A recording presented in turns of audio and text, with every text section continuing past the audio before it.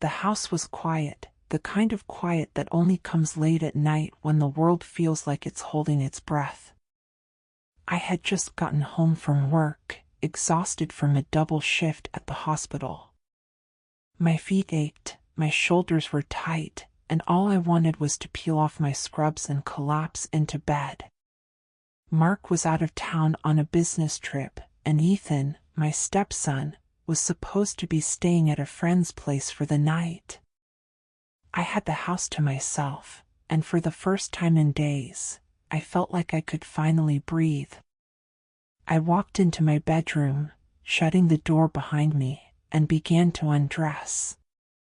The cool air kissed my skin as I slid my scrub top over my head, letting it fall to the floor. I was just unbuttoning my pants when I heard it, the soft creak of the door opening behind me. My heart skipped a beat. "Mark?" I called, turning around. But it wasn't Mark. Ethan stood in the doorway, his tall frame silhouetted against the dim light from the hallway. He was wearing a loose-fitting t-shirt and jeans, his dark hair messy, like he'd just rolled out of bed. His eyes, usually so guarded, were wide, almost startled, as they met mine. For a moment, neither of us moved. The air between us felt charged, heavy with something I couldn't quite name. My cheeks burned as I realized I was standing there in nothing but my bra and underwear, completely exposed. "Ethan," I said, my voice trembling. "What are you doing here?" He didn't answer right away. Instead, his gaze drifted over me, slow and deliberate, and I felt a shiver run down my spine. There was something in his expression, something hungry, almost predatory, that made my stomach twist. I forgot something," he finally said, his voice low and rough. But he didn't move. He just stood there, watching me, and I couldn't look away. The rational part of my brain screamed at me to cover up, to tell him to leave, to put an end to whatever this was before it went too far. But another part of me, a part one didn't want to acknowledge, felt a strange, electric pull toward him. "Ethan," I said again, my voice barely above a whisper. "You need to go." For a moment, I thought he would listen. I thought he would turn around and walk away, and we could both pretend this never happened.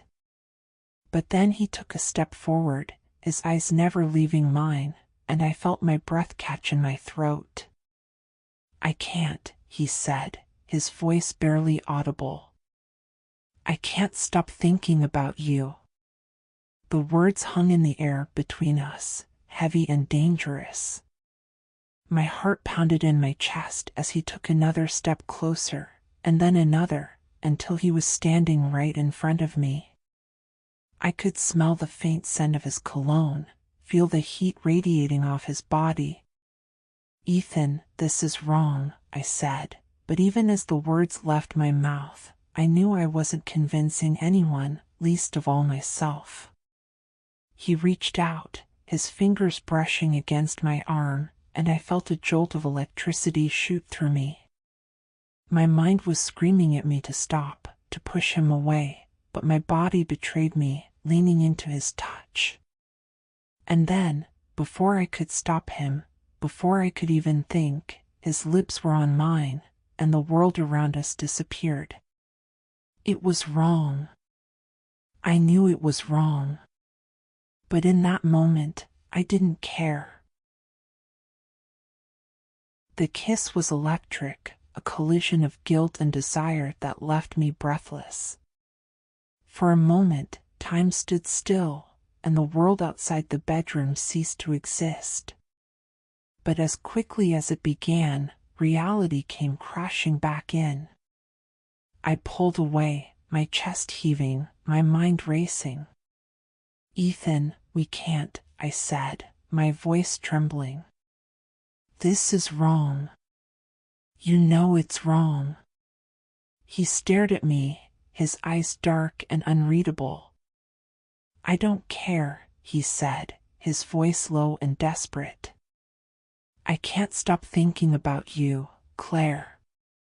You're all I see. His words sent a shiver down my spine, but they also filled me with a deep, aching guilt.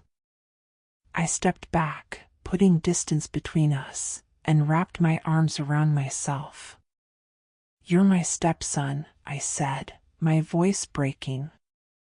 And I'm married to your father. This can't happen. Ethan's jaw tightened, and for a moment I thought he might argue. But then he looked away, his shoulders slumping in defeat. I know, he said quietly. I don't know how to stop feeling this way. I didn't know how to respond. My mind was a whirlwind of emotions, guilt, confusion, and a lingering ache that I couldn't quite shake. I wanted to tell him that we could forget this ever happened, that we could go back to the way things were before. But deep down, I knew that was impossible. You should go, I said finally, my voice barely above a whisper. He hesitated, his eyes searching mine for something, forgiveness, understanding, I wasn't sure. But then he nodded and turned to leave. As he reached the door, he paused and looked back at me. I'm sorry, he said, his voice thick with emotion.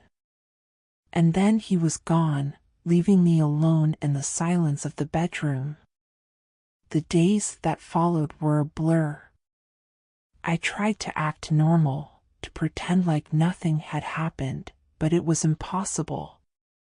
Every time I looked at Ethan, I was reminded of that night, of the way his lips had felt against mine, of the way my body had betrayed me. Mark returned from his business trip, oblivious to the tension that now hung heavy in the air. He was his usual cheerful self, talking animatedly about his meetings and the deals he'd closed. I smiled and nodded along, but my mind was elsewhere, consumed by guilt and fear. Ethan, for his part, seemed to be avoiding me. He spent more time out of the house, staying late at work or hanging out with friends. When we were in the same room, he barely looked at me, and the few words we exchanged were stiff and formal. It should have been a relief, this distance between us. But instead, it only made me feel more unsettled. I couldn't stop thinking about him, about the way he'd looked at me that night, about the things he'd said.